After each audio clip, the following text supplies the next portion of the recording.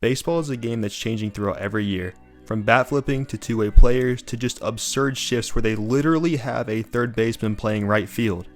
But there's certain guys, certain players, who just changed the game forever. Bob Gibson was a pitcher back in the 1960s. He's one of the best pitchers the league has ever seen, and some would argue him to be the best pitcher the league has ever seen.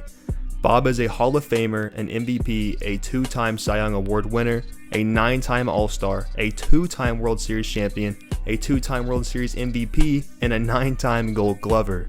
In the MLB, 1968 was the year of the pitchers, with 22 pitchers having a sub-2 ERA, but no one dominated quite like Bob Gibson.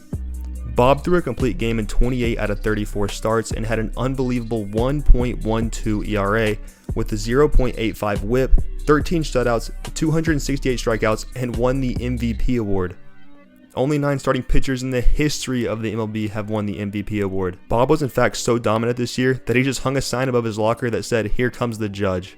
Poor hitters were just helpless in 1968, with 7 teams hitting below 230, and the league-wide batting average was 237. That's the lowest it's ever been in MLB history.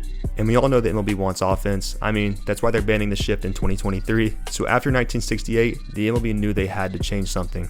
The MLB implemented new rules that were known none other as the GIBSON rules. They would lower the mound from 15 inches to 10 inches and shrink in the strike zone to benefit hitters. And this gave the MLB exactly what they wanted, as batting average rose all the way to 248 as an average league-wide in 1969. Some of the best hitters in MLB history that we've ever seen were switch hitters. Some that stick out are Mickey Mantle, Pete Rose, and Chipper Jones. These hitters of course have an advantage at the plate. I mean, they can either pick whether to hit right-handed or left-handed depending on which arm the pitcher's throwing with. But there was one pitcher who found out how to take this advantage away from hitters. This pitcher was none other than Pat Venditte, a pitcher who could throw with not only his right arm, but his left arm as well. But what happens when a switch hitter goes to face a switch pitcher? Well, we found that out in 2016 in a spring training game between the Pirates and the Blue Jays. So let me break this down for you. It's kind of confusing, so try to keep up. Originally, Antoine was going up to hit left-handed, so Pat decided, well, I'll just go ahead and throw left-handed then. Once Antoine recognized this, he went back to the dugout to switch helmets to hit right-handed. But then the home plate umpire let Pat know that he could switch and throw right-handed if he wanted to, so Pat said, sure, I'll just throw right-handed. So like we all knew Antoine would, he went back to the dugout to get his other helmet again to switch back to hit left-handed. And then you guessed it, Antoine went up to hit right-handed again, so Pat just gave up and went ahead and threw left-handed. And in case all that confused you, here's a graphic that might make that a little bit more understandable for you. Of course, the MLB couldn't let this go on and let switch hitters and switch pitchers fight over which hand to hit and throw with, so they had to implement a rule that was known as the Venditte rule. The Venditte rule requires an ambidextrous pitcher to declare which hand he will use to pitch to the batter before the at-bat starts, and to throw with that hand throughout the entire at-bat.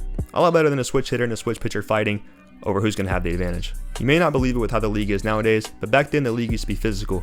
And I mean really physical. You could slide hard into bags or just not slide at all and just go ahead and hit stick someone. This was perfectly legal, and you could go ahead and just end someone's career with little to no punishment. But this all changed in Game 2 of the 2015 NLDS between the Mets and the Dodgers.